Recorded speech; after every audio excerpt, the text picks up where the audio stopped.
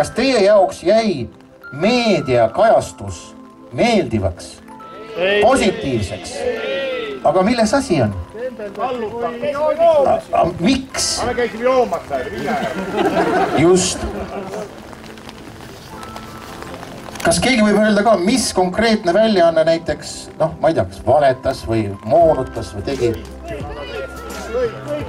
Ehk siis reaalselt inimene on kohal, teab täpselt, kuidas asjad on, teab sisu, teab, miks tema seal on. Ja näidatakse kuidagi teistmoodi seda. Mis eesmärk on? Miks seda tehakse selliselt? Mees on ära ostetud. Ma ei tea, kas hirm, no igal ühel on oma, aga keegi teeb seda ju. See on reaalselt keegi inimene, kes ütleb, et kuule, kirjuta niimoodi.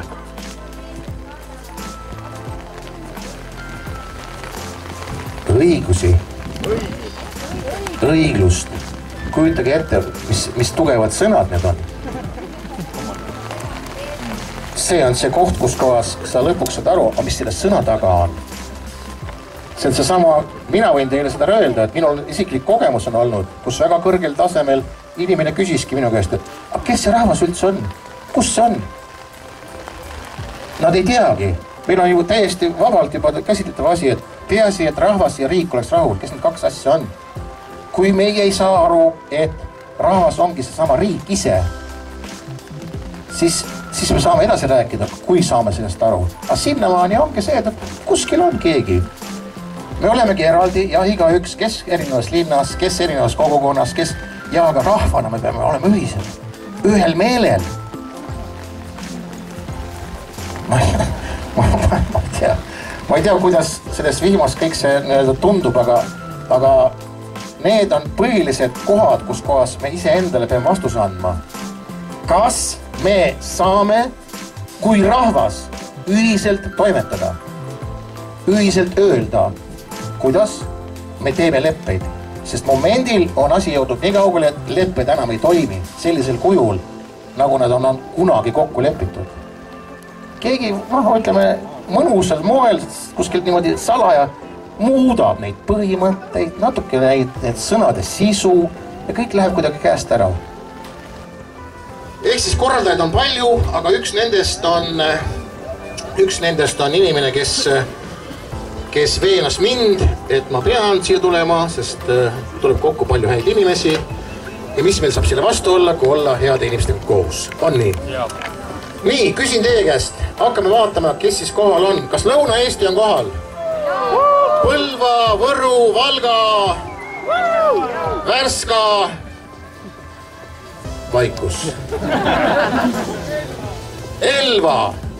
No näed. Nii, aga lähme siis üles poole. Jõgeva, Mustvee, üles Narva, Jõhvi, sealkant. Natuke vaikust veel, aga küll nad jõuavad, eks ole. Pikk tee tulla, just. Aga läheme siis Tallinnast on rahvas. Harjumaa päris palju, päris viled juba on olemas, väga hea, sellest kohe räägitakse. Läheme nüüd siia Haapsalu ja siinkant. Nii, kas Pärnu kandist on ka? Viljandi. Ossa poiss, Viljandi. Nii, Raplast ka rahvast, siit Rapla ümber. Kui ma midagi jätan mainimata, olge head, andke endast ise märku, et ärge nüüd tävenega. Me oleme täna siin koos kui rahvas. Kes on sellega nõus, ütle jaa! Jaa! Väga hea! Saarlasi on täna. Hiiumaa, Saaremaa, Muumaa, need väiksed saari on meil veel. Ei ole ühtegi, aga ma pakun välja ühe vähemalt. Maria, tule rääkima! Tegelikult täna pikka juttu ei räägi, meil on selle jaoks täna üsna haruldased külalised siia tiritud. Aga mida ma tahaksin teile ennem, kui see pidu hakkab ja jutud rääkima hakatakse, öelda on see, et vaadake, meil on seal üks selline nänniputka. Ja üks asi on muidugi see, et kõik see nänn, mis seal müüakse, kõik läheb selle ürituse korraldamise toetuseks, sest meil sponsoreid ei ole. Ja nii nagu suured peotegijad siin võtsid piletiraha eile rahva käest, meie ka ei tee. Aga natukene toetust oleks ikka vaja ja seda saaks siis nagu asjadega näidata. Aga olulisem selle asja juures on see, et selles nännihunnikus on meie kõik koos logodega viled. Ja need viled pole mitte lihtsalt viled, et lähen ja ostan endale 2,5 euro eest vile, et hirmus lahe on, vaid need viled on väga-väga sümboolsed. On ääretult oluline osa poliitilise kultuuri muutmise juures see, et Eesti rahvas hakkaks häält tegema. Ja et eestlane ei kobiseks kusagil saali tagumises nurgas viimases reas, et kurat, küll see küll õieti ei ole. Siis selle jaoks on nüüd need viled. Me tahame, loodame ja arvame, et see ka nii läheb, et te kannaksite need viled siit igasse maailma nurka Eestis laiali. Ja et kui hakkavad rääkima poliitiliselt jälle seda ümmargust jura, kui hakatakse rääkima, kuidas eine tasuvusuuringud selle Rail Balticu puhul on ikka jama, et see on meil ikka hirmus kasulik ja ei, see tselluloositehas ei hakka üldse haisema ja see on nii lahe. Ja paljusid selliseid asju, mis täiesti kontrollitult, täiesti ilmselgelt ei ole asjad, mis on meile kasulikud, vaid mingisuguse masinavärgi püsti hoidmiseks, siis me hakkame häält tegema. Ja rahvas, nad peavad hakkama mõtlema, kui nad meile räägivad, mida nad räägivad. Nad peavad arvestama sellega, et kui ma lähen sinna ja hakkan jura ajama, siis rahvas tõuseb püsti ja vilistab. Et nad ei lase enda poolt kinni makstud poliitikutel omast vabast ajast ennast enam löllitada, vaid hakkavad häält tegema. Nii et need viled on sümboolsed, viige need viled endale koju ja hoidke neid vilesid ja mõelge selle peale, et ei lase endale jama ajada. Aga nüüd me ei lase endale jama ajada, nüüd me laseme endale tarka ja toredat juttu rääkida ja järgmiseks tuleb meie armastatud Andres Raid ja räägib, kuidas asjad tegelikult on.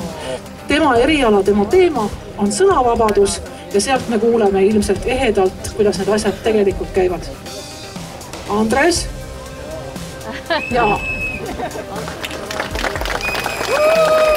Tere jõudu! Mul on üks raamat kaasas ja mul on siia paar asja üles tähendanud ka, et päris metsa oma jutuga ei läheks. Jaa, Emil. No, tegelikult küsiks nüüd publik, kas, vaata kuna Andres on siin all ja nüüd rohkem koguneb rahvast, kas Andres võiks minna nüüd lavale, et paremini näha oleks taga? On nii või? No näed, või sa ei taha jällegi või? Sul on hea olla. Ka rahva tahe on see, et Andres Raid, sul peab olema halb. Nii ka ei saa. Aga tead mis? Need, kes tagapool niimoodi alles sulavad sisse olukorda. Olge head, tulge natuke lähemale, siis saate näha. Andres on täitsa olemas ja minu meelest palju mõnusam on inimest näha niimoodi nagu oma hulgas, eks ole. Okei. Emil esitas siia, ma pidin paar sõna rääkima sõnavabadusest ja Emil esitas tegelikult enne siin ühe fundamentaalse küsimuse, kuidas on juhtunud niimoodi, et kõikvõimalikud ametnikud ajavad ühte asja ja see niinimetatud rahvas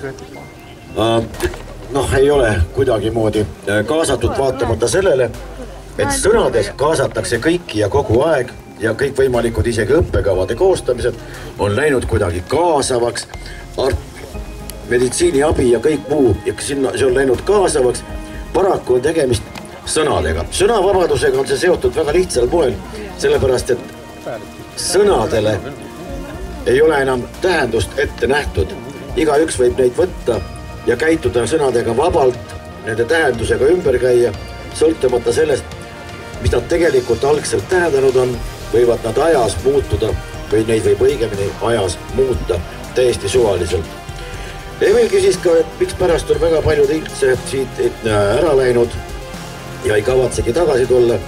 Ja siin on üks väike faktor, mida ma enne oma pisikest mõtteavaldust tahan välja käia äkki. Mõtlete selle peale. Meil on olemas olnud kõikides riigikogudes sotsiaalkomisjonid. Nendel on liikmed olnud ja nendel on loomulikult olnud esimehed. Nii liikmed kui esimehed saavad mitte küll eriti palju, aga siiski olulist lisa seal olemise eest, just nimelt olemise eest. Ja milles on küsimus? Asi on nimelt selles, et sotsiaalsfäär, sotsiaalne fenomen ei ole kõige nende 27 aasta jooksul Riigikogus ega ka paljudes muudes väga tähtsates koridorides üldse kõne all olnudki. Meil on hakatud nimetama sotsiaalsfääriks seda, kui aidatakse kedagi, kes ühel või teisel põhjusel ise oma asjadega toime ei tule, kes vajab võib-olla karku, kes keppi, kes natukene võib-olla mingisugust rahalist tuge ja nii edasi ja nii edasi. see kõik ei ole sotsiaalsfäär. Sotsiaalsfäär on mittemateriaalne ja see seisneb selles, mida kunagi teadsid sotsioloogia esimese kursuse üliõpilased esimesel eksamisessioonil, et see sfäär on mittemateriaalne. See tähendab, et kuidas inimesed elavad. Kas sundsituatsioonis teed nii nagu ette nähtud, kuidas ette nähtud, millal ette nähtud, või valikusituatsioonis. Inimesel võimalik valida, kas ta teeb seda, teist või kolmandat või jätab midagi hoopis tegemata ja teab päris kindlasti, et teda ei hakata selle eest kuidagimoodi taga kiusama. Ja edasi, kas inimene elab veel hullem kui sundsituatsioon on absurdisituatsioon. Siin ongi see, et inimesed on viidud sinnamaani, kus tee ükskõik mida. Tunneli lõpust ei paista valgust mitte ühelgi juhul, sest Eesti Energia on kokkuhoiu mõttes selle lihtsalt välja keeranud. Teine küsimus, et kas elatakse näilises või tegelikus situatsioonis. Kas toodetakse näilisust või tegelikkust?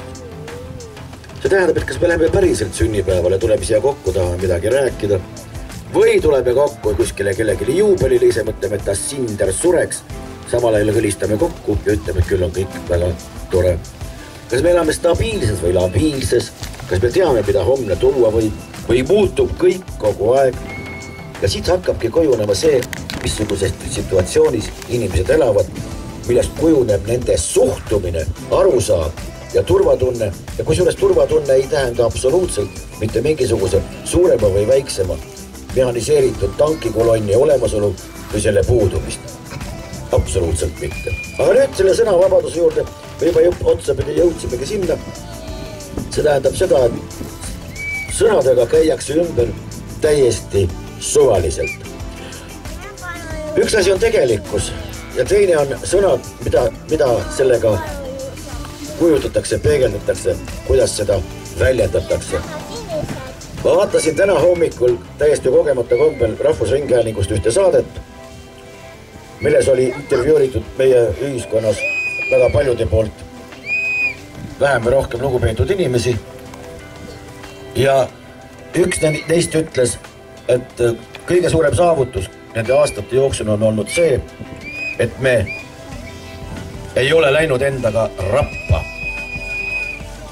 Pilt, mida samal ajal televiisorist näha võis, intervjuu toimuski rabas. See tähendab, et üks asi on ülekantud tähendus, et teine asi on reaalne olukord, aga siin selle seltskonnale on tavaliselt ikka, ma räägin nüüd siin kohalolijatest, aga väga paljudel on omane olnud just see, et reaalsusega tegelda ei ole vaja, sest see ei rahulda, see ei sobi, see pole enam või ammu enam vastu võetav. Mitusada aastat on kõigepealt Ritterschaft ehk siis mõisnikud loonud siin tegelikkust, hakanud asju nimetama uute nimedega. Nad on loonud meile müüte ja nendes müütides on kohalik rahvas suuresti kogu aeg elanud. Ja kui ei ole neid müüte loonud kellegi teise poolt, siis on neid loodud ise. Ja need olid sektid. Ja nüüd on sektide aeg otse kui läbi ususektid. Siin olid klõstid prohvet Maltsveti juhtimisel, siin olid hernhuutrid ehk vennaskondade kogudused. Nad kõik lubasid paradiisi siin kohe ja maa peal paraku ei tulnud sellest midagi välja, kuid ega sektid kuskil ei kadunud. Tänasel päeval on nende nimed, kui te vaatate nüüd seda agendat ja lubadusi, siis on see täpselt sama, ainult et nende gruppide nimed ei ole enam mitte sektid, vaid on suurem määral parteid ja religioosne taust ehk religioossed lubadused on asendunud poliitilistega ja sellega siis püütaksegi asju ajada. Ma ootan oma paber.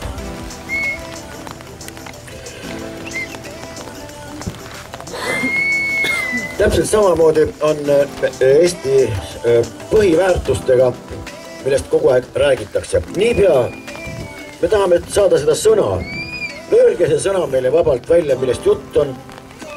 Sellistel puhkudel jäetakse reeglina jänni, hakatakse rääkima midagi demokraatiast, räägitakse veel kõik võimalikest asjadest, aga jumala pärast mingitest väärtustest juttu ei olegi. Meil on kõik võimalikud programmid, tulevad valimised, jälle tulevad ja siis tulevad uued ja räägitakse kogu aeg mingitest väärtuspõhistest maailmavaadetest. Ma ei ole siiamaani ühtegi maailmavaadet ega ühtegi väärtuspõhist mingisugust eesmärki kuskil kohanud. Ette on nähtud tegevused, mingisugused poliitilised programmid, maailmavaade, mis põhineb tegelikult. Tartu Ülikoolis oli muide seminar, kus räägiti väärtuskasvatusest ja lõppude lõpuks ei selginudki, kus neid väärtusi kasvatatakse ja tegelikult ju inimene kas kujuneb mingite väärtuste kandjaks või mitte. Ja siis kristliku maailmavaate järgi, vähemalt üldinimliku vaatevinkli järgi on budistidega tegemist või kristlastega või on moslemitega. Aksioloogia esimeses ja kõige tähtsamas järjekorras kõikidest väärtustest tuleb tõde. Meil räägitakse praegu tõejärgsest ühiskonnast. Siia me jõuamegi ja sõnavabadus kehtib kõikidele. Ja niipea, kui sa hakkad vaatama, et kas selle võimalust selle teostamiseks ka kuidagimoodi on antud, siis pahatihti hakkab tulema välja, et ega ikka ei ole küll. Ja vale sõna võib küll vabalt kasutatud saada, kuid mainstream naerab ta reeglina välja. Enam ei ole võib-olla sellist represseerimist otsest, et pannakse kinni või juhtub veel midagi hullemat. Küll aga on eriti efektiivseks muutunud kõikide teisiti mõtlejate, teisiti ütlejate ja selgelte mõtete väljendajad ja nende tahtjaid hakatud lihtsalt naeru vääristama. Kus siis on tegelikult see kohaliku inimese eneseväärikus, millest eriti mitte midagi ei teatagi. Abituriendid näiteks ei tea enam, mida tähendab väärikus, labasus ja kui te vaatate eesti keeles neid sõnu, mis puudutavad moraali ja eetika valdkonda, labasus, rüütellikkus, ausus, valelikkus ja nii edasi, siis nende kasutus ei ole mitte vähenenud oluliselt, vaid on nulli lähedane. See tähendab, et kõigepealt kaob pärast seda kaob mõiste peast ja hetke pärast leiate ennast olukorrast, kus see võib-olla mõnele põlvkonnale vägagi omane, kas või see samane ausus, ei liiguta ega puuduta enam mitte kedagi. Veidi sumbuurne see sõnavõtt tuli, aga ma tahaksin lõpetada Märt Laarmanni 1930. aastal kirjutatud, see on, ma ei tea, ta võib-olla on novell või midagi taolist, igal juhul ta on avaldanud mõtteid, tegemist on Eesti ühe kunstnikuga, mõtlejaga, Eesti mõttelugu selles sarjas on see raamat avaldatud ja selle novelli või tema mõtteavalduste nimi on Ori rahvas. Kusjuures Ori iseenesest, meile räägitakse sellest küll kogu aeg, aga kõige hullem on olla vaimselt Ori. Aga mida kirjutab nüüd juba peaaegu 90 aastat tagasi Märt Laarmann. Olen eestlane, olen selle rahva liikmeid, kelle selgroost jutt käibki. Eestlase vaimne selgroog on kõver. Eestlased on ikka veel orirahvas. Kõnelda ka eestlastest kui orirahvast, see paistab lubamatult ketserlik. See näib vahest ebarahvuslik või riigi vastanegi. Aga seda näeb kõikjalt, kuhu avasilmi heitab pilk, kõikjalt paistab orjaküür. Eestlasest orjast kõneldas käin rahvuslike traditsioonide teed. Ei ole ju eestlastele armsamat pidukõnet ainet kui 700-aastane orjus. On kujunenud päris rahvuslikuks traditsiooniks, et sisemiseks tarvituseks on eestlastel uhkustav praalimine, suurolek, tarkolek, eksportkaubaks ja välisinformatsiooniks, aga häbistav orjameel ja vastikuim lömitamine. Võõrastega läbikäimisel on see meie ainukeseks keeleks. Tuletage meelde uhket momenti. Vaba rahva riigipäe astub lippude lehvides ja suurtükipaukude saatel Stockholmis maale. Paistab, nagu külastaks üheväärselt.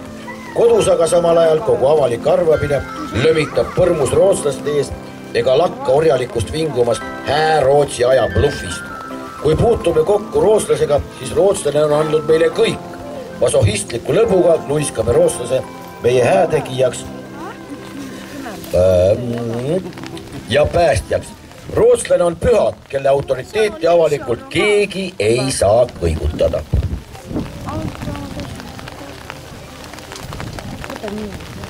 Pisut veel kannate ära. Kui magister Juhan Vasar peab avaliku loengu Rootsi hääaja kahelduvusest, siis ajakirjandus refereerib ettekande sisu otse vastupidiseks. kui võõraks juhtub olema poolakas, siis eestlane loeb sellele ette oma poolakaid saadud peksude sirvilauad ja liputab saba Stefan Batori kujule.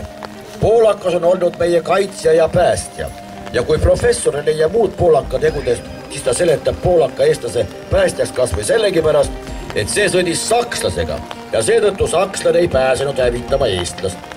Ei ole piire selle enesepeksul, kui Poola kirjanik külastab Eestit, siis pärast Poola lehed siit saadud informatsiooni põhjal laiutavad eestlase Stefan Batori ja Pilsudski jumaldamisega. Kes peaks küll olema too Stefanile ja Joosefile palvetaja? Ei keegi üksikult. See on orirahva viis. Orirahva selg on küürus iga võõra isanda poole. Oleme võlgu kogu maailmale. Ajaloo ürgaegades pääle juba võlgneme kõigile nuuditamisi, kaikaga seljamõõtmist, orjastamist. Ja kui nüüd enam ei saa vastu võtta füüsilist keretäit, siis ometi oleme rõõmsad vanust mälestusistki. Hüüame igaühele, teilt saime selle ja selle kasuka. Olge tänatud, häätegijad, teie päästsite Eesti. Oleme taanlaste võlglased, nemad asutasid Tallinna ja andsid meile esimestena naha peale. Meie oleme võlgu venelastele, sakslastele ja kasvõi hispaanlastele. Kui Tallinnas oleks Türgi saatkond, küll siis Türgi riigi aastapäeval türklanegi osutus eestlase päästjaks ja Kemal Paša meie rahvuskangelaseks. Selline oli Märt Laarmani algus sellele novellile umbes 90 aastat tagasi. Mõelgem nende asjade peale, siis tõesti on niimoodi, et see küür, see seljas, ongi niisugune patoloogia, et seda sirgeks ajada ei olegi võimalik. Mina küll ei usu. Usun, et vähemalt siinse pildi järgi on seda roogu küll ja küll ja küll. Aitäh teile! Et me lubame sellel edasi toimuda just samal moel. Keegi kuskil, kes saab palka rahva käest, toimetab samamoodi edasi, ajab udu, valetab, moonutab, teeb kõike selle jaoks, et püsida, tekitab ringkaitse, igale poole pannakse omad inimesed ja rahvas lihtsalt vaatab, no jaa, mis seal ikka. Siin on ka keeles üks küsimus. Üldiselt suhteliselt keeletundliku inimesena kui tooksid välja teile ühe nüansi. Isegi Eesti Vabariigi ajal, kui läksid tuletõrjujad, politseinikud, sõjaväelased ja teised riigiteenistujad läksid tööle, nad ei läinud tööle, nad läksid teenistusse. Sama on säilinud ka vene keeles, inglise keeles, mitmestes teistes keeltes, saksa keeles täpselt samamoodi. Inimesed lähevad teenistusse, nad lähevad teenima oma tööandjat, ehk siis seda sama rahvast. Meil on paraku juhtunud vastupidine, ehk siis niipea kui on saadud võimule, juhtub midagi sellist, et kõik see rahvas, kelle teenistuses tegelikult peaks ja võiks olla, on pööratud vahendiks ehk rakendatud nende isiklike ja võib-olla ka mingite kiltkondlike huvide ette. Subjektist on märkamatult saanud objekt.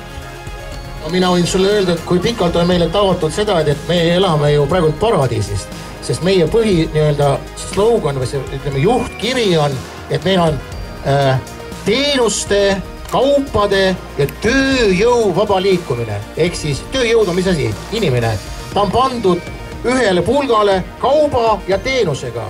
Ja seda kõik kogu aeg korrutavad ja korrutavad. Ja meie olemegi kaup, teenus või siis see sama mingi ühik.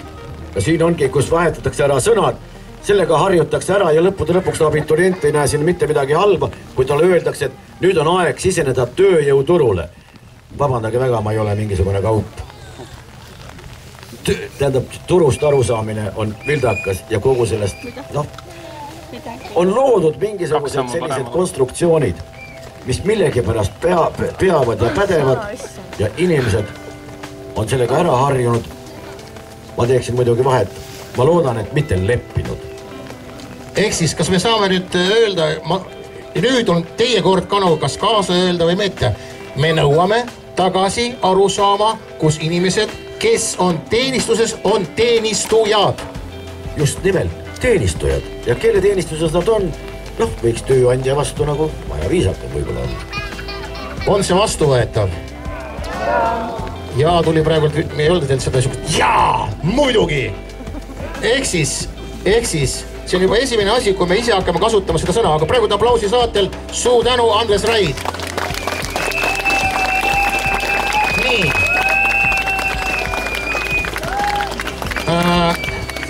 Mind alati nagu hämmastab selline jällegi isiklik kogemus aastate taga Viljandi valimised, erinevad värvitelgid ja kõik pakuvad pannkooki moosiga. Seisab memm, kõik neljakesi kutsuvad, tule meie telki, tule siia, tule. Nii, no memm ütleb, ma ei tea, kuhu minna ja või ma ei tea, kas valida või mitte valida. Ja kogu aeg lootus on ju see, et no äkki seekord ma valin midagi sellist, mis läheb, noh kõik läheb kohe nii korda ja kõik läheb paremaks. Nii, nüüd lõpuks saab see üks mingi värv saab endale selle õiguse ja memm tulebki sinna telki sisse. Nüüd see sama mees võtab selle pannkoogi ja ütleb, et memm, ma panen sulle rohkem seda moosi siia, aga vaata, et sa 4 aastat oled vait. See on sügavuti see sisu, mis tegelikult toimub. Me kõik, kanstest meile öeldakse iga päev, no mitte iga päevaselt, aga öeldakse tihti seda, et rahvas on harimatu, rumal. Aga oodake, vabandust väga, see sama harimatu ja rumal rahvas 4 aasta tagant teeb selle linnukese, siis ta on tark. On ju? Ja me kõik loodame seda iga kord, uuesti ja uuesti. Aga 4 aasta sees ei saa nagu midagi öelda. Ei saa midagi teha. Ei saa osundada, et kuulge näed. Või siis näiteks rahvas tuleb kokku, seal öeldakse, et no jah, need on need ja need ja need. Ehk siis, vabandage väga, kas meie peamegi kogu selle aja endale ütlema, no jah, vabandust väga, et me sellised oleme. Andke andeks, me üldse siin elame. Ja need, kes vastu ei pea, need lähevadki minema. Kas see otsus oli õige või vale, aga vabandust väga, 100 000 inimest on juba Soomes. Need on töökäed. Need on reaalsed inimesed, kes on väga õnnelikud, et nad saavad teha, luua oma elu. Ja vabadus, nagu ütles üks väga tark inimene, minu isa, vabadus on oma kodus luua oma elu.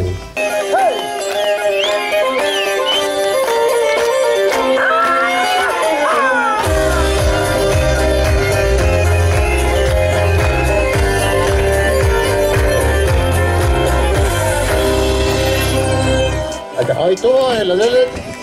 Täname. Kuulge, vaadake nüüd, siin on jälle üks koht, kus peab nagu endale aru andma, et vile ei ole niisama kasutamiseks. Vile on sellel eesmärk, konkreetne eesmärk. Olge head. Tegelikult oleme täna siin miks, sellepärast, et vaadake, väga paljud lepped, teatud lepped enam ei kehti. Kui on lepped, kus me oleme aru saanud, et meie ei ole niimoodi kokku leppinud. Kas ma saan aru, et näiteks enamus teist, kes täna siin on täna siin sellepärast, et ta tahaks öelda, et kuulge, miks need asjad on niimoodi, et tal on küsimus. Et ja keegi vasta. Kas ma saan õigesti aru, et võt Preili, kes teie kõrval seal on, võt just selle kaamera all. Kas teil on mingi küsimus, mis vaevab teid juba pikemat aega? Momendil ei ole, momendil kõik hästi. Muusika mängib ja kõik on väga tore. Vaadake nüüd, oluline moment on see, et nii nagu ma alguses rääkisin mitmeid kordi, rahvana ühtselt, et me saame nagu rääkida asjadest, mis meile valmistavad neid küsimärke. Ja me tahame lahendusi, me tahame muutusi. Ja ma olen rääkinud päris mitme poliitikuga ja küsinud, et mis asi on poliitiline vastutus. Mida see tähendab? Mida reaalselt tähendab poliitiline vastutus? Ma võin teile öelda, Eestis konkreetselt on juhtunud selline asi, kus kohas poliitik, kes olles minister, valetas. Sõna otseses mõttes näkku valetas. See võeti ülesse ja talle öeldi, et sa pead tagasi astuma. Pead võtma poliitilise vastutuse. Mis te arvate, kuhu see poliitik läks pärast seda? Ta võttis poliitilise vastutuse. Teate, kuhu ta läks? Ei läinud Brüsselisse. Riigikokku. Aga Riigikogu on ju tegelikult oma olemuselt kõrgemaste kui minister. Minister tõlkes tähendab mida? Teenija. Ehk siis kulla seltskond. uuesti ja uuesti enda jaoks. Vastutus saab ainult siis tekkida, kui me kõik adume ühte asja. Kes konkreetselt on selle taga? Ei saa olla sellist asja, et kogu aeg räägitakse üle, riik tegi nii või riik tegi naa. Ei ole olemas seda. On konkreetsed inimesed. Nõudke alati, kui on kuskil küsimärk, on mingi otsus, mis mõjutab teie elu, igapäevast elu. Küsige, kes konkreetselt on selle taga. Ja me jõuame pärast rääkima ka sellest kõigest, kuidas seda kõike kätte saab. Aga nüüd, mu daamid ja härrad, teie aplausi saatel, teie ees on härra Lepa isiklikult. Tervist, lugupeetavad. Ega ei ole tükk aega niisuguse rahva hulga ees esinenud ja viimati tõesti koomikuna. Sellepärast võib-olla klassikutest. Ülemaks kui hõbevara, kallimaks kui kullakoormad, tuleb tarkust tunnistada. See on üks niisugune kena asi, mis peaks olema igal ühel meeles. Meil on tohutu kogus poliitilisi jõudusi, mida neil ei ole. Jäägu see praegu sinna, kuhu ta jääb. Kui me võtame nüüd selle viimase sõna, mis siin oli, või eelviimase tarkust, siis tark ei torma. Ja me võiksime üles otsida üldse tohutu koguse rahva tarkust. Vanasõna raamatutest see pruun maksis vist 2,67 rubla, uuemaid variante, ma ei tea, kas on peale tulnud või ei ole. Siis on veel eise nii pisikene kogumik, kus ta juba kirub, et suurema jaoks raha ei jätku. Aga seal on palju niisugusi asju, mis peaksid jääma kestma, mida me peaksime teadma, mis peaks olema meie jaoks peaaegu et ülim seadus. Kui on midagi, mis on kaua kestnud, minu pärast võtame kas või selle, mis ma alguses ütlesin, ülemaks kui hõbevara. No taevas hoia, see pane kas või Murphy seadusse. Sest seegi võib olla niisugune ütlemine, mille inimene on välja öelnud, võimetus vihas, kurat, mõtlema oleks pidanud. Mitte tegema, hüppama, ma ei tea, mida kõike veel. Isegi prohvet Muhamed on tarkuse kohta öelnud niisuguse lause, mida tasuks meeles pidada. Tarkust tuleb võtta ka vana kuradi enda suust. Seega siis ei ole midagi niimoodi, et seda me ei saa kasutada, teine partei juba lubas seda. Kui me oleme piisavalt targad, siis me küsime, et aga miks siis Eesti rahvale ei või head teha, kui teine partei lubas? Et me topime selle augu täis ja enam sealt ei voola minu pärast sisse vett või välja raha. Et sellest on rahvale kasu. Miks ei või? Ei no teine partei. Nüüd tuleks küsida, õigemini ma tuletaksin meelde jälle ühe vana loo. Ma isegi ei mäleta, kes selle kirjutas, asjaarmastajast kirjutaja, muidugi ma kardan, et ta ei ole seda lugu täielikult ise välja mõelnud. Põhimõte lühidalt oli, et kuningas kutsus nõunikud või asjatundjad enda juurde ja küsis, mis toimub minu riigis. Need tulid natukese aja pärast tagasi, ütlesid, kaupmehed kauplevad, vargad varastavad, litsid löövad litsi ja kuningas ütles, väga hea, riigielu käib nagu peab. Ütleme aasta pärast kutsus kuningas jälle, tegelased kohale küsis, mis toimub minu riigis ja siis öeldi, kaupmehed löövad litsi, vargad kauplevad ja litsid teevad, noh, mida seal iganes. Tuleme totsat nüüd kuninga pilgu juurde, see oli õudust täis ja ütles nõunikud kohale, sõjavägi relvisse, minu riik on hukka minemas. Varsti hakkavad mässama need, kes ei oska mässata. Ja see võib olla kõige hullem.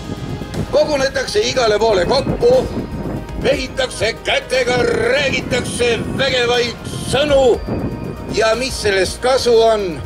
Mitte midagi.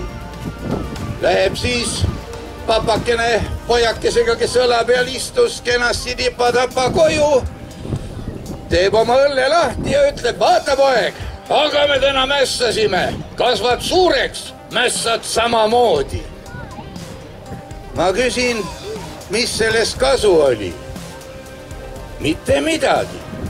Aga kui ma nüüd küsin, kellel sellest kasu oli, siis juba võib tekkida vist mõningaid mõtteid.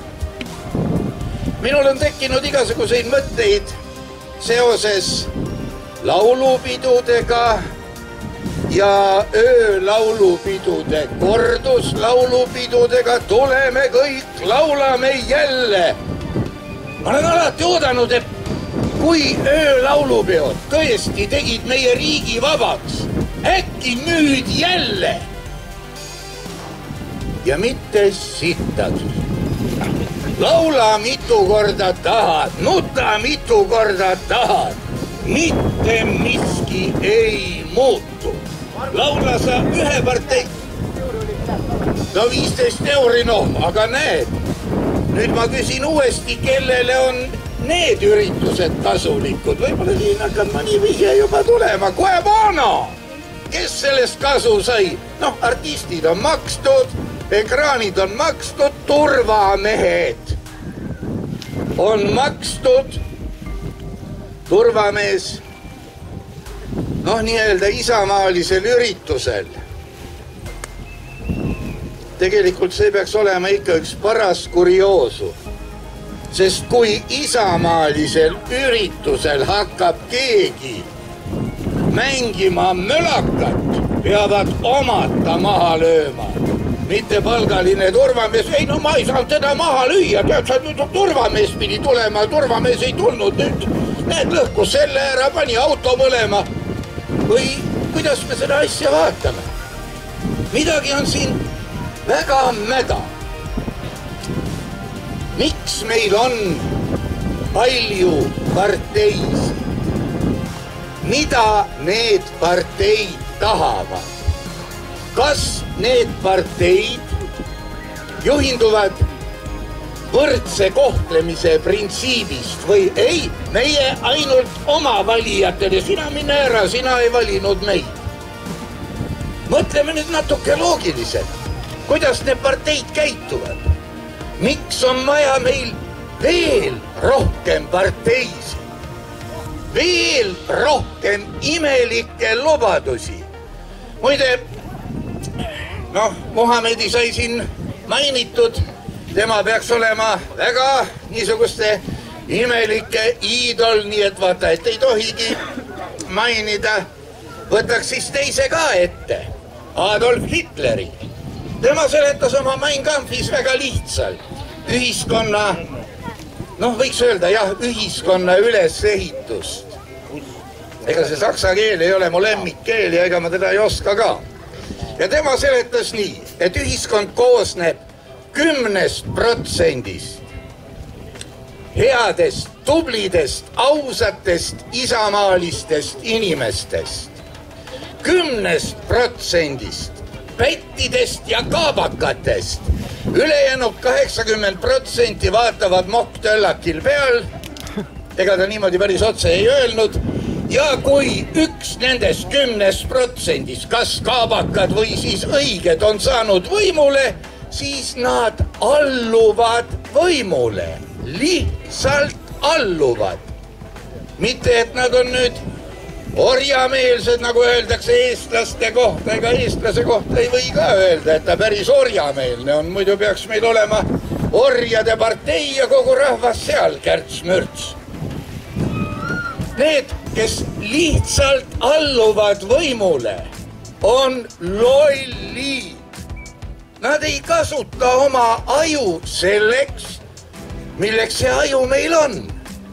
Nad ei mõtle käskude üle järele. Neid ei huvitagi asja sisu. Mulle öeldi, niimoodi seda ei tohi teha korras. Kui me viskame pilgu Pühamäe Toompea poole, mida me näeme? Me näeme, et sealt tuleb üks seadus, teine seadus, kolmas seadus, neljas seadus. Kõige hullem on see, et on olemas loomuõigus. No need seadused, mida me kirja ei pane. Ja on positiivne õigus, mille negatiivset mõju me tunneme nii, et on. Meil keelatakse ära see, teine, kolmas, neljas, sa ei tohi üle tee minna, sa pead, ma ei tea, enne kui sisened kiirabisse, pead võtma numbri, siis pead võtma teise numbri. Sa pead seda tegema, sest nii on kõrgemalt poolt määratud. See on üks asi. Ja me oleme sellega rahul. Näe, tuliseadus ei tohi.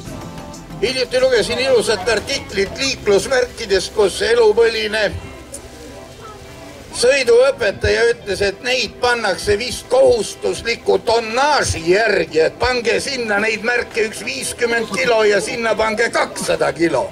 Kusjuures märke panevad maha need, kes märke maha panna ei tohiks. Liiklusseadusest lähtudes. Küll aga võib-olla oma kraavi kaevamise seadusest lähtudes nad peavadki panema. Nii et me jõuame sõna loll juurde. Loll võtab ja täidab seda, mida ülemus ütleb ja usub, et ülemus on tark, õilis, vägev, issand ise imetleb teda või umbes niimoodi, ta on ülemus. Ma olen näinud kurioosumeid, kus, ma natukene siin rõhutan üle ka, kus eilne külaloll pääses Riigikogusse.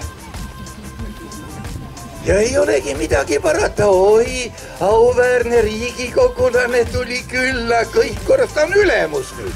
Aga eile oli ta külaloll. Küla jäi pärast tema äraminekut kohe lollidest lagedaks. Mida niisuguses olukorras teha? Urmas Paet tegi meie piirileppega niisat-näsat, läks Seto kuningriigi päevale. Oi, auväärne minister tuli. No ma ei saa aru. Teil pandi igavene lahmakas maad pihta, piir kinni. Oi! Jumala ees saate riigikogulasega kokku, siis öelge ausalt kohe, et palun anna mulle veel paar korda jalaga persse. Siis mul on kohe pikka aega uhke tunne. Tähendab, küsimus võtmesõna on loll, mitte ori. Me ju oskame teha. Ja kuskil on mõni kaabakas, kes nii kui ta näeb, et vaat see mees on teinud midagi. Aga sinna saaks teha seaduse, et ta peaks vähemalt maksma selle eest või et ta rohkem ei tohiks teha. Me peame tooma ta ajakirjanduses teie tähelepanu alla. Näitame, kui palju on ta halba teinud, siis teised ei tee nii, kuigi ta tegi midagi, mis on Eesti rahvale kasulik. Lugesin siin ilusaid näiteid. Kuhugi tahetakse ehitada, ma ei mäleta, see oli 3 miljoni kanaga kanala või midagi taolist. Kiisa lahti, kroonilised protestijad saavad jälle vastu olla, mille vastu ei tea, aga mina olen vastu. Minust kirjutati ka lehes, sellepärast, et seal on ja teised. Paralleelselt sellega mingisugune, ma ei mäleta, kas Ukraina või Valgevene firma tahtis teha 10 korda suuremat Valgakanti. Pole probleemi. Protestijate defitsiit, ei tea, mis neil seal on siis. Või on alkoholikaubandus või no ma ei tea, mis asi. Aga küsimus on selles, et kui meil keegi siin ehitab kanala 3 miljoni kanaga, siis kuhu me need munad paneme? Need munad me müüme imeodavalt välismaale. Mitte meie, vaid tema, tehase omanikud, laenude käendajad, laenajad müüvad välismaale. No taevas hoia, see suurendab meie ekspordi näitajaid. Kurat nende näitajatega, kuhu läheb raha? Raha tuleb alguses firmasse ja siis läheb panka laenu tagasimaksmiseks. Ja 90% nendest kanadest munevad selleks, et maksta tagasi laen. On nii. Ja see on muidugi pandiks praegustele ja tulevastele põlvedele nende ühiskondlikus edus ja üldises kasus. Sina maksad munade eest, mida küsitakse, raha läheb nagu Schwarzi draakonis, see on kaup, pannakse vankri peale ja tõsi, seal oli jutt lihast ja see vihastas ka kedagi defitsiidi teemadel. Aga nüüd on küsimus, millega ma tahaksin tegelikult ka lõpetada. Kui meil tehakse midagi, siis esimene küsimus, mis meil tuleb esitada, on, kellele see on kasulik. Kas see on kasulik riigile ja rahvale või on see niisugune tilguti, mis hoiab käigus rahvusvahelist raharinglust ikka rohkem, kiiremini. Vaadake, kui palju meil on hinnad ja ma ei tea üldse see raha liikumine. Küsimus ei ole isegi hindades ega sissetulekutes. Küsimus on rahamassi liikumises. Vaadake, kui palju see on meie vabaduse, nii-öelda vabaduse. Seda sõna tähendust ei tea ka keegi, vist enam ega ei saagi teada. Selle ajal suurenenud. Miks? Miks on vaja, et järjest rohkem raha liiguks? Kellele see on kasulik? Meile seletatakse, et nii peabki olema, see on blablabla, ma ei tea, mis asi, mulle on püütud seda seletada. Ma ei saa sellest aru, täpselt nii nagu ma ei saa aru, kust tuleb kasum. Harri Raudvere, 20-aastane partner Nõmme raadios ka ei saa aru, tema kasvatab sea, näeb vaeva, müüb selle maha, saab raha ja riik tahab raha võtta endale ka. Sa said kasumit, kuigi sa vahetasid üks ühele ekvivalendi vastu. Nii et tagasi algusesse.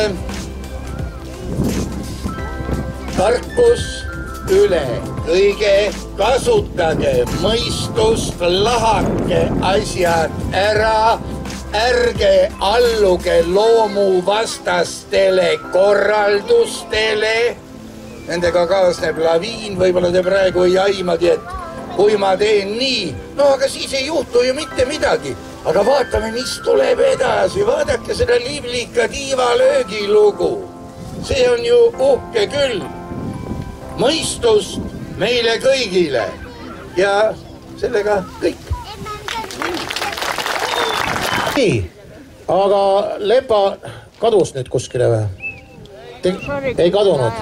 Tegelikult ma tahtsin küsida, rahvast palus mul küsida sinu käest, et ütle mulle, mida konkreetselt teha selle jaoks, et saaks lahata. Kus kohas on need kohad, kus inimene saab üldse infot, sest info on see, ma olen küsinud näiteks inimeste käest, kes on jällegi ladvas, miks te ütlete, et rahvas on rumal, sest rahval pole infot. Kus see info on? Minu käes. Jah, see on see kõige keerulisem, aga oleme realistid. Kõik ei peagi kõigest teadma kõike. Aitab sellest, kui te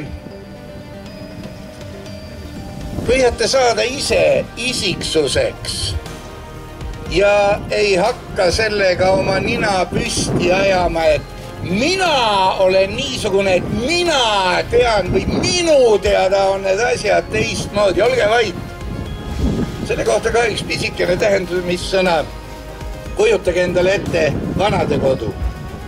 Istub seal laua ümber, ütleme 10 ätti ja 9 räägib hoolega oma haigustest ja oma tablettidest ja värkidest. Üks on vait.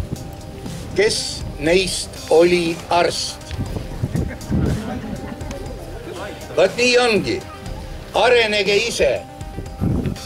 Tehke järeldusi.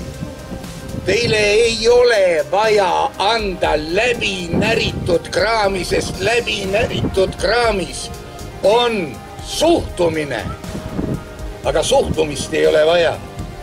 On vaja kainet mõistmist, kuidas asjad tegelikult on. Isegi kui seda teeb partei, mida te jälestate, kui see on hea, tunnistage seda.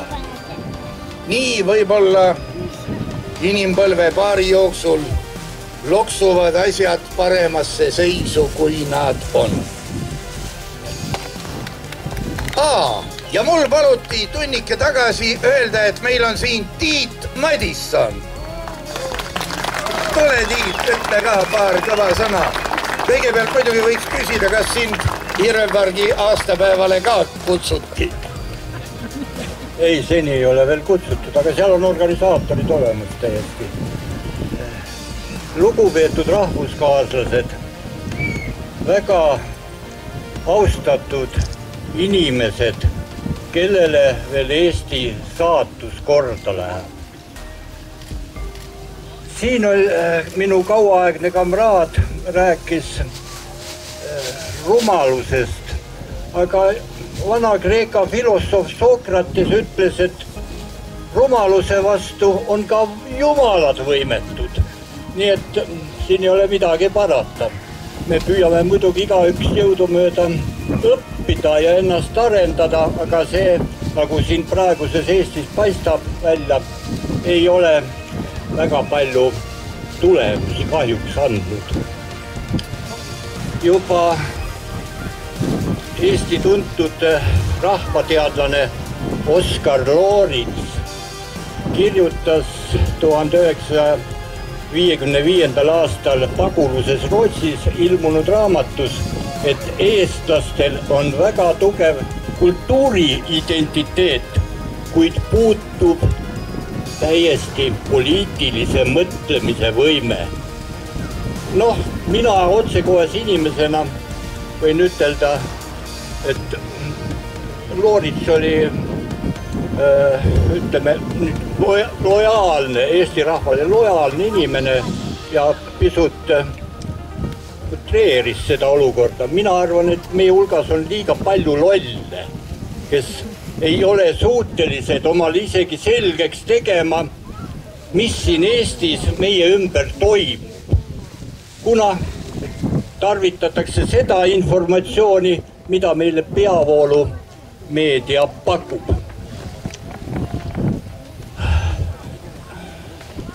Mind hakkas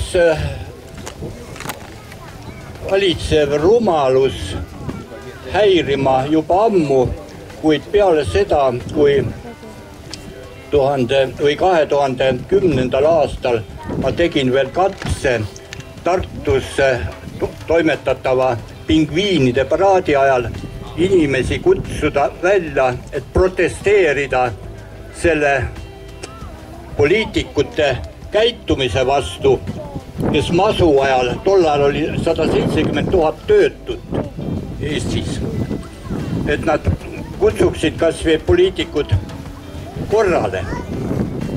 Me pakkusime 300 portsu väga maitsvat hernesuppi veel inimestele. Ja inimesed tulid kohale, kõik 300 portsu söödi ilusasti ära. Ja siis ma kutsusin, et näitame nüüd seal Vanemuises kogunenud ladvikule ka oma meelsust. Meelsuse näitamisele saabus kohale umbes 50 inimest. Nii et tehke järeldused meist.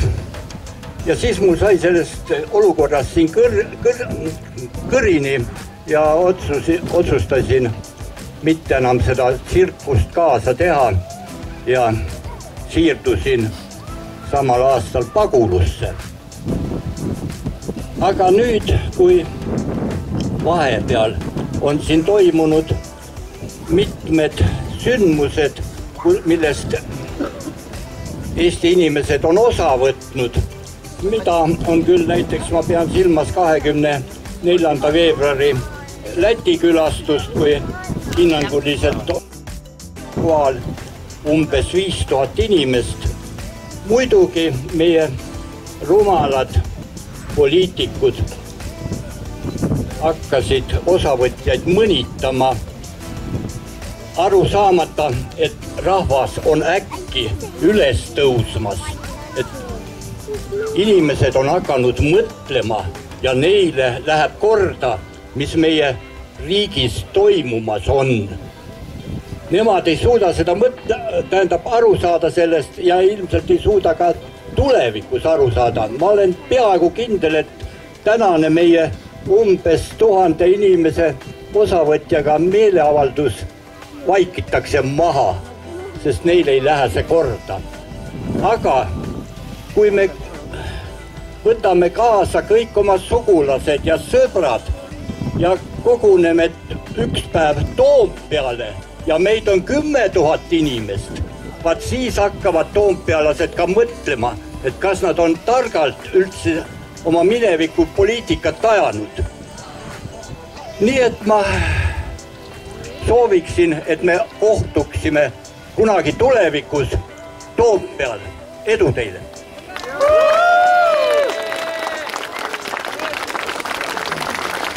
No nii, ma olen siis selles siduvas rollis. Tõsta käsi ülesse, kes kutse peale tuleb sinna. Nii, nüüd küsin teie käest, kas te kõik võtate kaasa ühe sõbra vähemalt? Jaa! Nüüd, ilmselt kõik mäletavad seda, et kuidagi täiesti märkamatult on võetud kasutusele inimese, kes hoolib oma maast, kes hoolib oma rahvast, on miskipärast tehtud temast selline kuju ja sinna on igasugused sõnad on. Üks nendest on ka selline kasulik idioot. Kellegile, kuskile. Öelge paljud teie hulgas tahaksid, et meie eesotsas oleksid meile kasulikud idioodid. Kes tahaks seda? No, tõstke käes üles, kes tahab? Et nemad teeksid midagi oma südamega, suure tundega ja teeksid aru saama, et see on kasulik meile. Kas te saite nüüd sellest mõttekäigust aru? Ma näen, et tükk aega mõtlesite, et mis ta nüüd mõtles selle all. On võõras, eks ole? Aga kuidas ei ole võõras see, et sealt ülevalt sulle öeldakse, et sa oled kasulik idioot ja sina ütled, no ja mis teha? Mismoodi me kogu aeg neelame uuesti ja uuesti selle alla? Miks me lubame endale seda öelda niimoodi? Miks? Kas keegi oskab vastata? Ei, järgi nüüd enesehääletust ei ole vaja. Enesekriitika ei pea ka nii hull olema. On vaja lihtsalt öelda, et nüüd aitab. See on see koht. Nii, ja Toomas, tuled sa? Jah. Väga meeldiv. Suur tänu. Peale sellist prominentide plejaadi on mul muidugi nadi siin olla küll, aga üks rõõmus asi tõstab meelt, et terve suve oodatud vihm on lõpuks kohal ja ma loodan, et ka teie kaevudes on selle õunapulehtide keerutamisel nüüd lõpp natukese aja pärast. Tervist, rahulolematud. See on nüüd algus.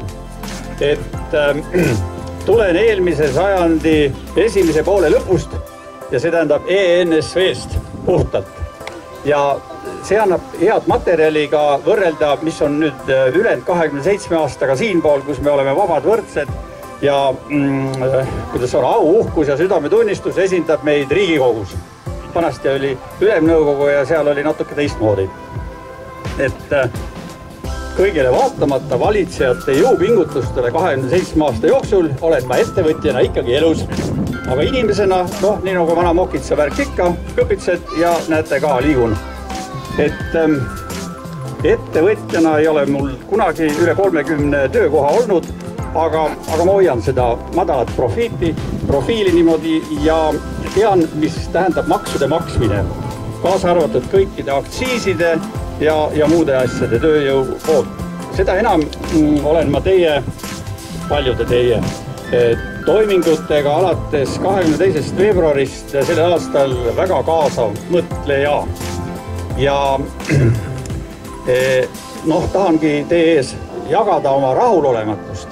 Rahulolematus on nii suur, et mõnikord läheb säkke lõhki minemise tunne ja kui te teate, siis on Postimehes selline kommentaarium, kus Toomas Lampere on päris pikalt juba kirjutanud ja kui ma seal ikka mingi 500 või 700 mõnikord rohkemgi laiki saan ja mõnikümmend või 100 miinust saan, siis see tõstab enesetunnet ja näitab Postimehe lugejate hulgas siiski, et rahulolematus on ka väljapool mind ja väljapool teid.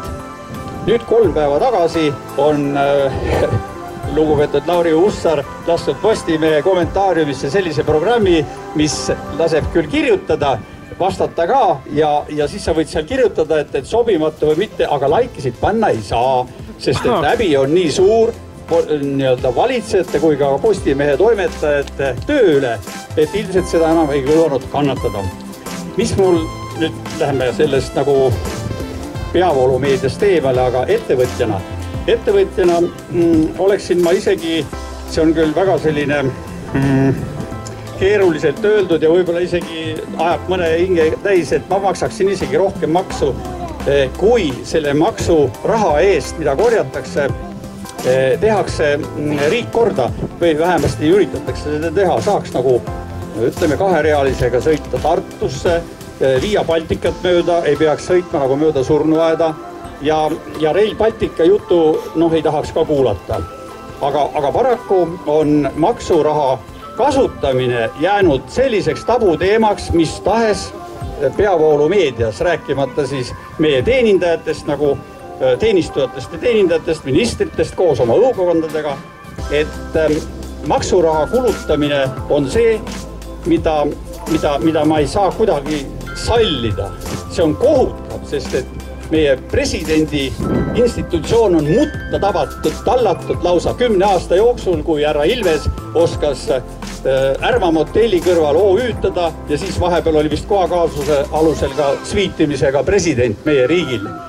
Mis veel hullem on president Kaljulaid, kes on siiamaani härra Ilvese suurte kingade jalajälgedest kustumatus vaimustuses ja räägib seda siin ja seal.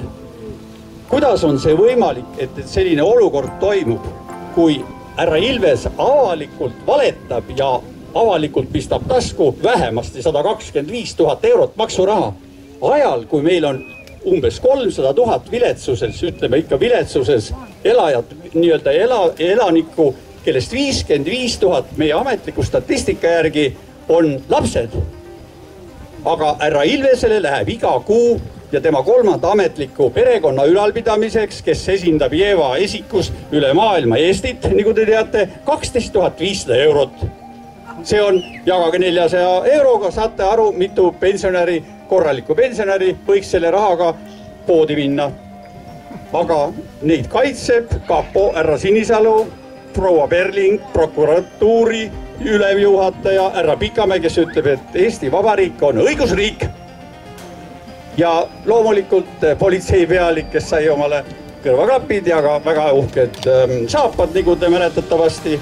Te teate, mille eest teda isegi härra Pevkur kindraliks ülendas. Nii et selles mõttes, kuidas seda olukorda muuta? Mina ütleksin niimoodi, mina olen kasutanud mõnda aega sellist väljendit pehpet, leebet, mõistvat. Lammasvalija. Lammasvalija on Eesti aladel väga levinud liik. Ja minu on teile palve. Palun, kui te on võimalus ja näete sellist lambasvalijat, siis küsige, et kas lihakombinat on jõuluajal ikkagi lammaste spa või tehakse seal vorsti. Suur tänu!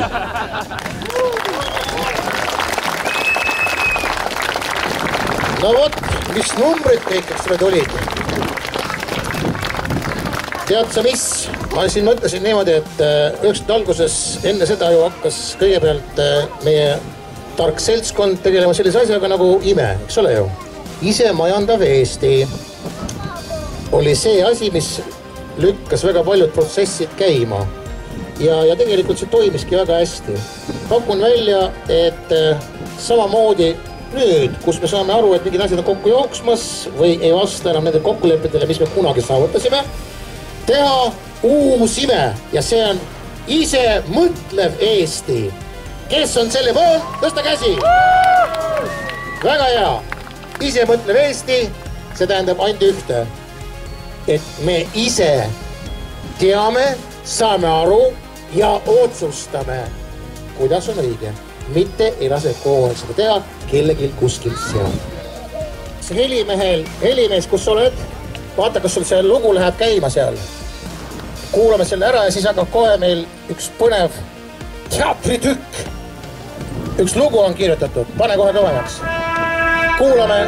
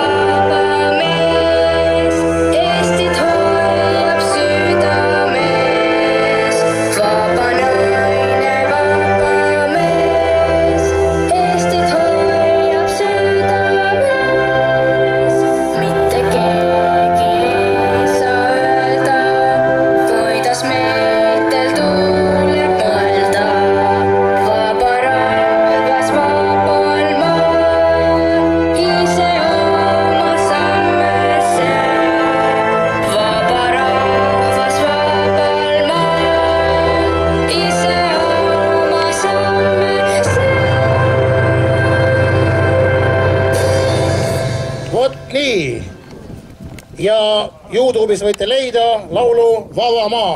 Seal on ka sõnad uuesti olemas, nii et kes tahavad veel kord üle korrata. Aga nüüd teatraalne nii-öelda etteaste, mis siis me tahame rääkida nendest, kes momendil lappavad. Täna on tegelikult tore pidu olnud. Ja hoolimata sellest, et ilm oli väga keeruline, on tegelikult olnud palju rahvast ja see meeleolu. Ja see, et siin on niivõrd palju noori inimesi peresid, on täiesti fantastiline. Aga ma tahan lõpetuseks teil natuke tuju ära rikkuda. Meelega. Me ei saa siit minna selle suure rõõmuga, et kõik on hirmus hästi ja me oleme jube lahedad. Me peame minema siit teadmisega, et need tüübid, kes täna veel valitsevad meie elu üle, ei mõtle teps alati mitte selle peale, mis meile kõige parem on, vaid me peame ikkagi tõsiselt mõtlema nende korrale kutsumise peale, nii vilistades kui valides. Ja sellepärast me tahaksime need paar väikest poliitteatri teksti ette lugeda. Kui novembris 2016 stagneerunud Reformierakonna valitsus kukkus, olid lootused korraks kõrged. Aga tundub, et oleme sattunud vihma käest räästa alla ja selle vastu aitab eelseisvatel valimistel ainult järeleandmatu survena poliitilise vastutuse nõudmine meie rahva poolt. Vaatame koos üle vaid mõned valitsuse tembud. 180 kraadi muutusid pikka aega opositsioonis istunud Keskerakonna seisukohad valitsusse saades ka sisepoliitikas.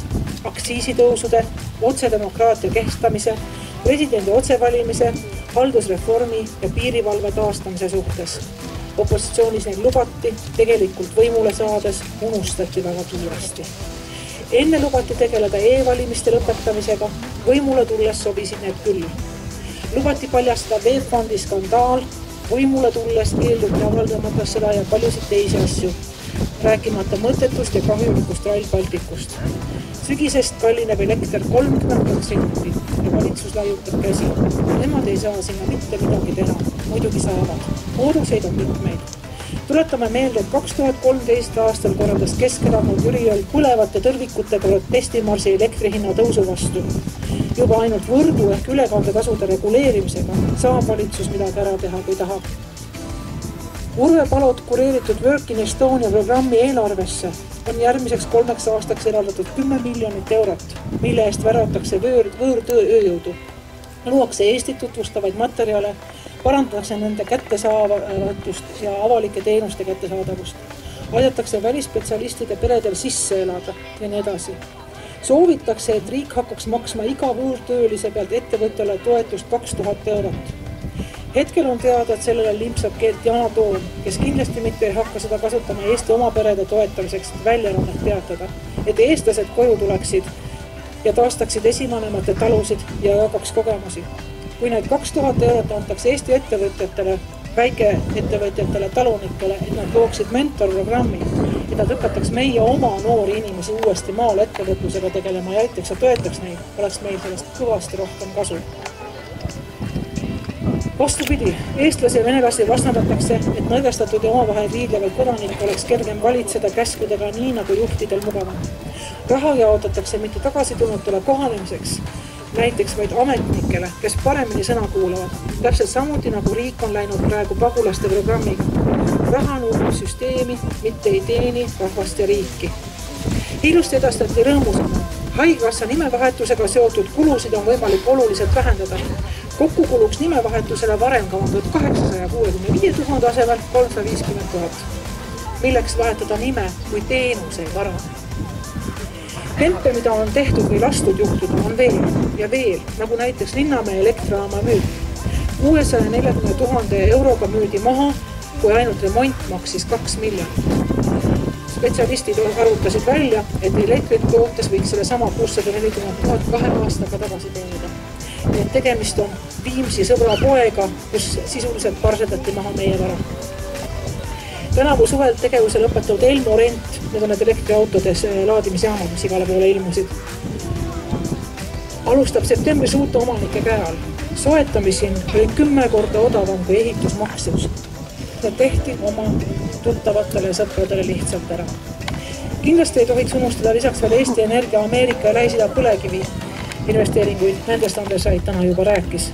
Tallinna Sadamat, Estonian Airi, need ei ole kadunud, need rahad on kellegi taskus. Need samad mehed ei ole kuskile maha võetud tukist ja kakerdavad ikka ringi. Nad on saadetud võib-olla korraks Euroopasse, et unustataks, mida nad tegid. Aga tegelikult tuleb kõikide nende käest nõuda poliitilist vastutust. See oli nüüd Jüri Ratas ja valitsus, aga meil on veel olemas sõber Ossinovski. Nii, tere päevast kõigile. Negatiivne päevakangelane Ossinovski, et tema tegevusaega ilmestab põhiliselt idiootne rahvatervendamise projekt, kus alkoaktsiisi on põõsasse läinud circa 250 miljonit eurot. Summa üle võib vaielda, aga see on hiiglaslik ja koosneb komponentidest, mida kõiki ei olegi näha. Võimatu on isegi välja arvutada, et palju on kaotanud meie turismitööstus, majutuste näol, vähenenud turismist ja kõigest nii edasi. Neid numbreid ei olegi võimalik tegelikult kokku lüüa, palju Eesti riigil on jäänud selle tõttu raha saamata. Naljakas on see, et kui mitte mainida lollakat kampaaniat septembris, et ei joo, mis oli ka kinni makstud tervise Tai poolt, Tervise Arenduse Instituudi poolt, ei olegi eriti seejuures raha alkoraviks ennetustööks kulutatud, et see on praktiliselt null. Karm uudis Ossinovskile. Noored ei jaksagi enam alkoholi osta, ostavad narkootikume. Aeg on tõsta hoopis narkootikumide aktsiisi. Kui aru ei saa, et selles suhtes oleks vaja nulltolerantsi ja alkoholi tarbimise kultuur algab juba perekonnas ning seda ei muuda enam ühegi käsu ja keeluga. Ehkki ma olen väga õnnelik oma laste üle, siis see küll ei ole kõige suurem väärtus, mida ma siin maailmas loonud olen. Ütles Ossinovski hiljuti meedias täpsustamata, et mis see siis suurem väärtus on, kui tema enda lapsed. Lisaks alkoholiaktsiisist saamata rahadele käiakse ümber ka teiste rahadega, nagu jumal juhatab. Näiteks rääkides hasartmängu rahast, hasartmängu asjadest, prioriteetidest raha jagamisel, võib välja tuua, et Eesti LGBT ühing sai 70 000 eurot. Võrdluseks näiteks Eesti Lasterikaste Perede Liit sai 14 000 eurot. MTÜ Eesti Omastehooldus sai küll 50 000 eurot, kuid samas globalismi ja sallivuse agenda esindaja ja sihukese Sorose kultuuri eestseisja Eesti Inimõiguste Keskus sai tervelt 80 000. Selliseid numbreid on veel hästi palju, mis tegelevad mingisuguse soolise võrdõiguslikkuse nimel ja seksuaaltervise liit ja terve rida ettevõtteid, MTÜ-sid, kellele on meeletus koguses raha jagatud. See väljendab väärastunud maailmapilti, kuidas kujundatakse meie arusaamisi, aga mida ei ole vaja teha meie maal. See kõik on nii väärastunud ja kõver, et rääkida võib vaid muinasjutu vormis, läbi punaste prillide, mil viisnurgad peal.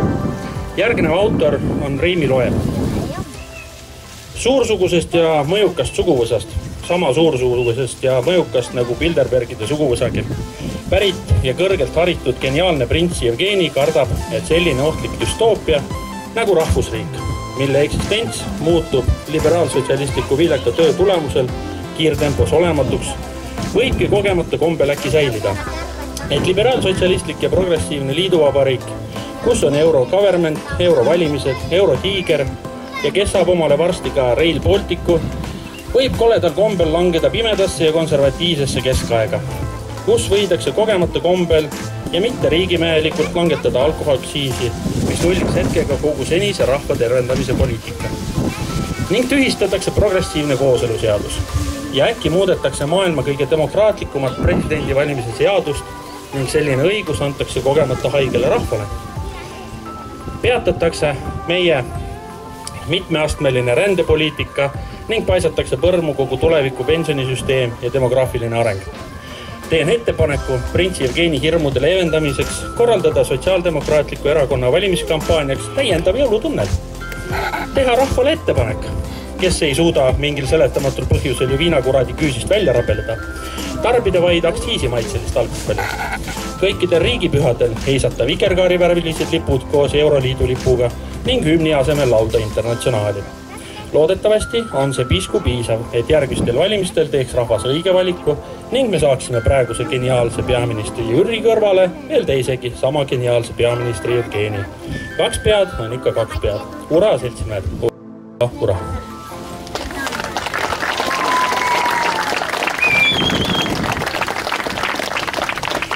Me peaksime järgmistel valimistel valima neid inimesi, kes lubavad oma sõnade taga, mida nad on välja öelnud, tõepoolest seista. Ja tõenäoliselt järgmised valimisperiood 4 aastat saabki olema üks suur lahing nende asjade vahel, mis nad välja ütlevad ja kuidas me need neile kogu aeg meelde tuletame. Ja järgmised valimised alles tõenäoliselt saavad olema sellised, kus see 4 aastat kohutavat patti andmist järeleandmatult kõigile neile saab olema selline, mis paneb paika inimesed, kes enam nii ei julge ja ei tee. See on ainus võimalus. Meil ei olegi teist võimalust. Me peame neid välja pressima, need samad asjad, mis meie jaoks on tähtsad.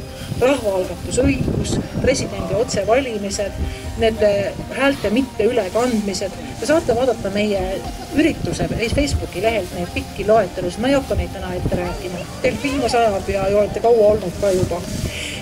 ma soovitan teil astuda läbi sealt tagant telgist, seal on ühed väga toredad vorstimüüjad, kes osa sellest vorsti hinnast annetavad meil veel ürituse katteks, mida me nagunii natuke peame oma taskust kinni maksma.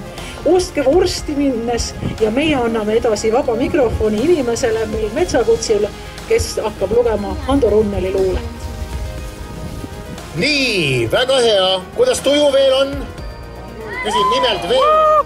Jaksate? Hando kohe jätkab.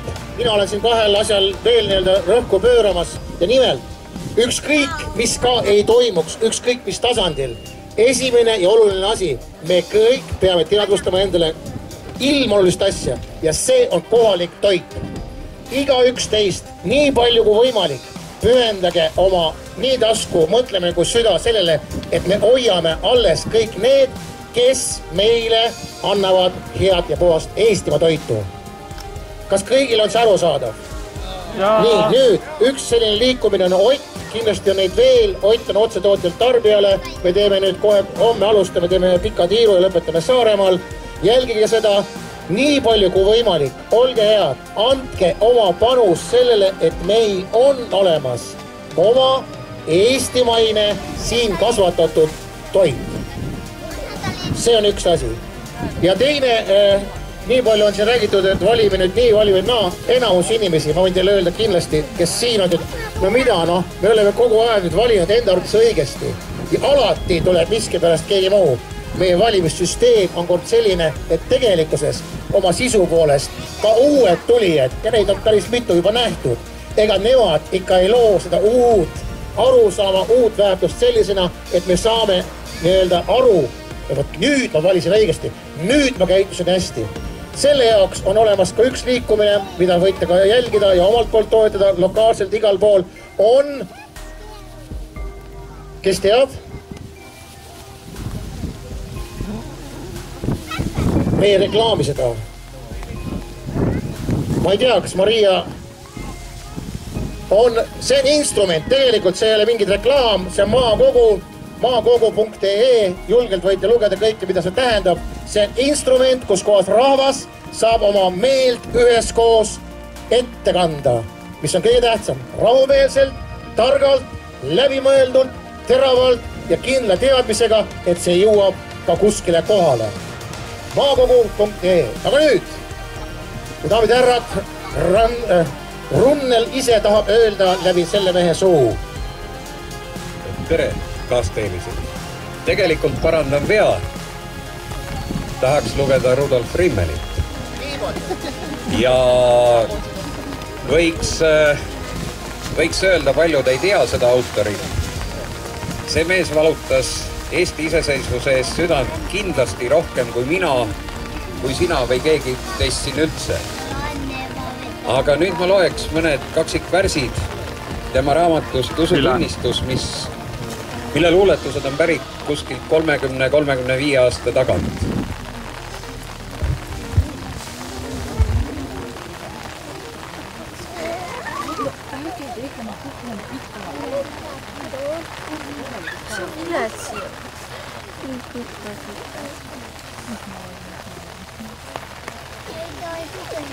Kui sulle kodumaa halb tunduma ei peaks, siis küsi endal, mis sa tegid tema heaks.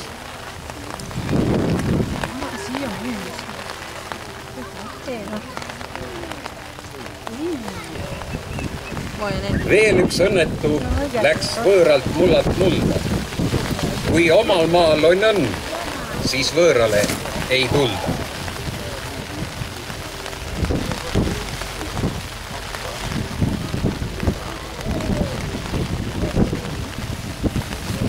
Rahvas, mõtle halvale, sagedamini kui heale.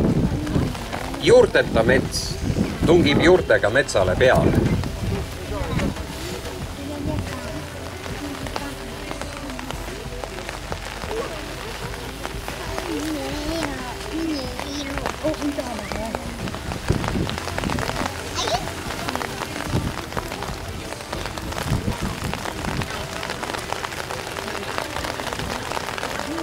Juht armastas kõike nii siiralt läbi enda.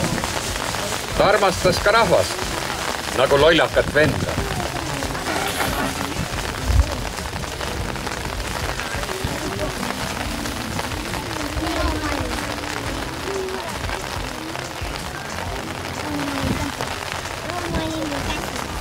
usk, et ta jääb rahva mällu, olnud enda vett. Käib 3. järelpõlv ta haual laskmas vett. Et jah, vähe veel. 10 pärast 7. Kas seda on mingi tund aega veel? Ei ole, vähe. Vähem või? Kella 7 ajal on lõppsõna. See on lõuki tore, kuna siin on pärast... On lambakarjaski hulle, See on lõuki tore, kuna siin pärast... keda elutarkus ei hari. Juht toinaste järel tulle on tormanud mõnigi kari. Hellad elutavad ka veel tagasi. Seda jääme vaatama. Ma olen nüüd ilmast on ju. Sain silma, aga ma ei tea. Sama. Ma sain pildi ära, nii et...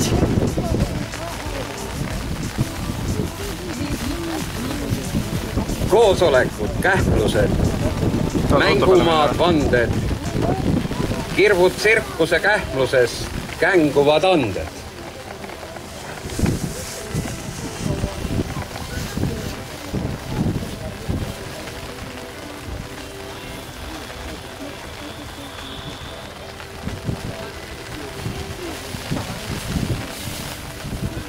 Kõik on hästi, kõik on hästi. Kõik on hästi. Kõik on hästi. Kõik on hästi. Kõik on kästi.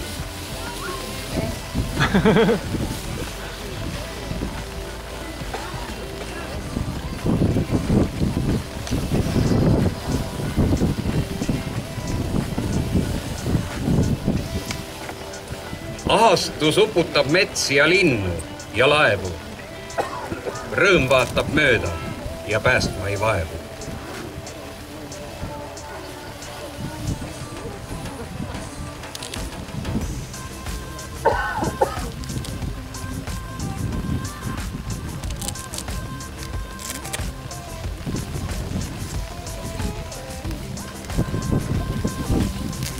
Me juhmus kandub selle tõttu läbi aja, et õpetajaid endid on õpetada vaja.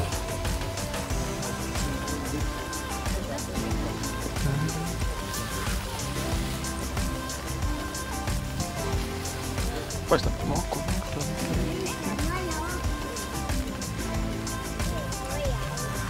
Ka minus peitub tagurlikku meelt. Ma tahan Eestis kuulda eesti keelt. Ma arvan, et Rimmelist praegu aitab. Võiksin öelda, et see tuli spontaanselt homiku otsides paberit ja pliiatsid siia kaasa. Sattus see sama raamat näpu vahele. Mõtlesin, et miks mitte paar verssi ette lugeda. Aga mul on ka üks luuletus veel, millele ma siis paar sõna juurde ütleks. Aga see on juba teiselt autorit.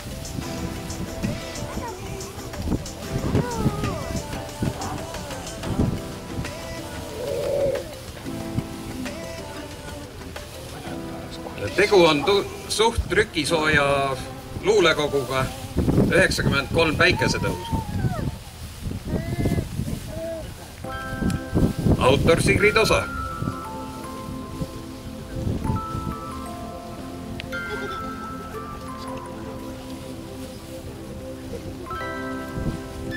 Aeg saab otsa.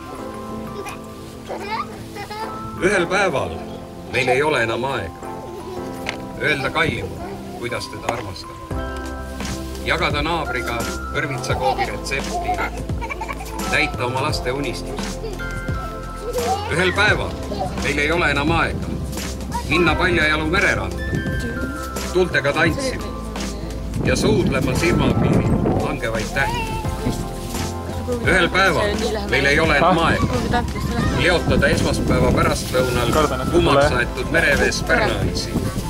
Ja süüa vanaema südamega tehtud pannkohti. Kuuma kohvi ja ma arvasin, et mul on aega. Ma eksisin. Ma ei tea, kas ma saan seda, kui ta leian teile. Ja selle peale ma tahakski öelda, kallid kaaskannatajad. Kaua me kannatab? Aeg saab otsa.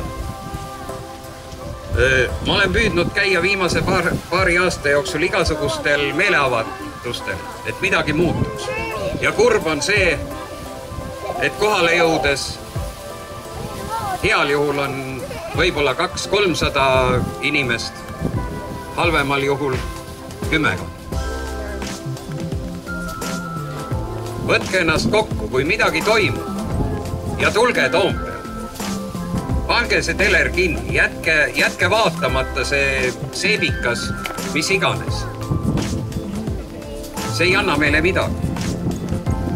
Aga kui mitte nüüd ennast uuesti vabaks võidelda, siis millal veel? Aitäh!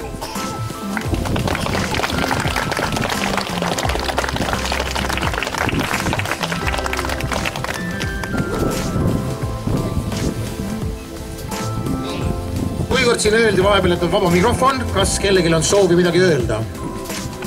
Kindlasti on, aga sa tahad öelda midagi? No näed, minu meelest see on üks reaalne asi, kus kohas siis kodaniku arusaam saab olla ainult siis, kui inimene teab väga teadlikult, ta teab, millest rääkida, ta teab seda oma heast tahtest, südamest, hoolivusest ja arusaamana, et läbi selle sa igal juhul mõtled Eestile ja Eesti rahvale.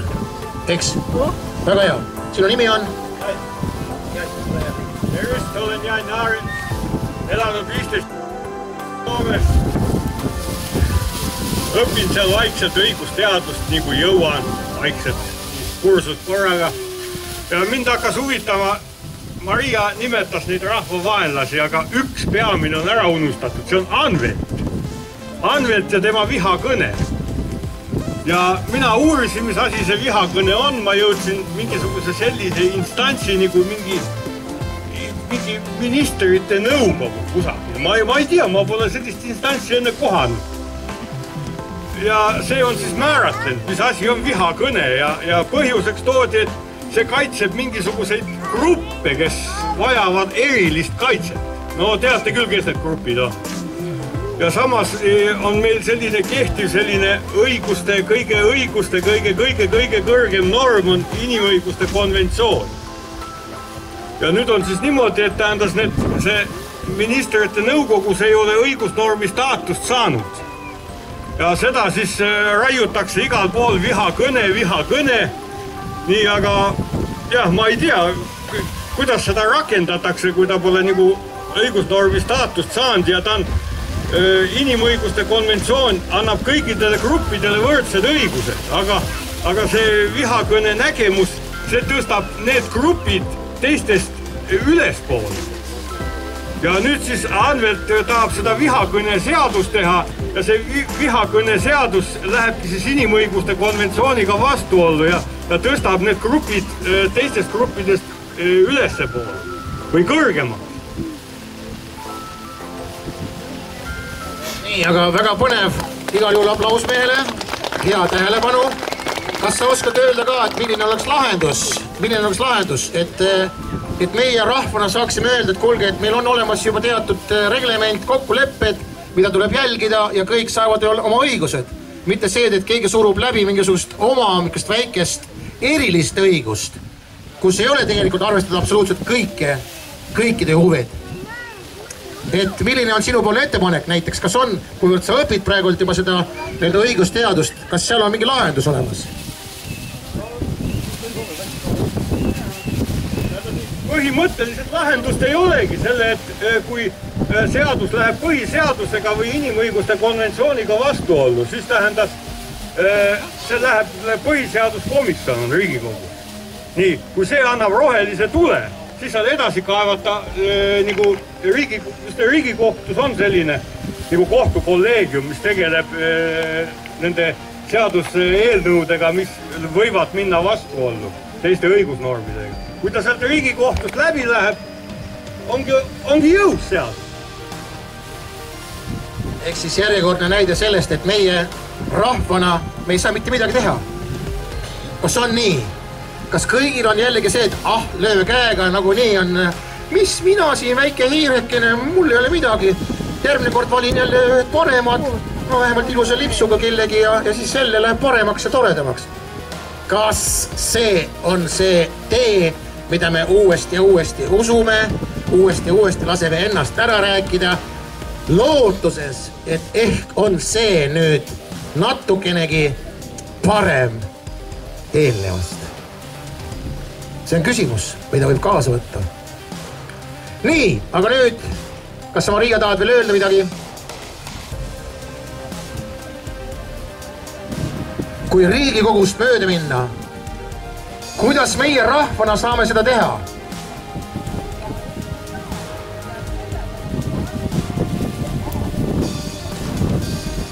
No see on üks võimalus. Tead, mis kõige olulisem on praegu mõelda, kuidas. Ja kõige olulisem on praegu tahe. Veel kord tahe. Lootus. Just. Liiga vähe. Kui sina võtad endale 100 ära rääkida ja mina võtan teise 100, siis juba 1200. Annab.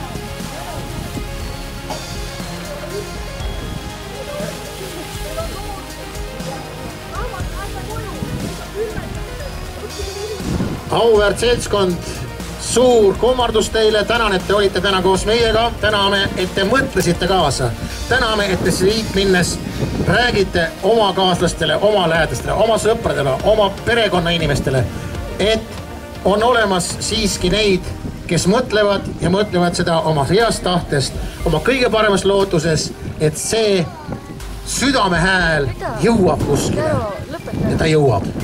Olge kindlad. Ja ostke vorsti.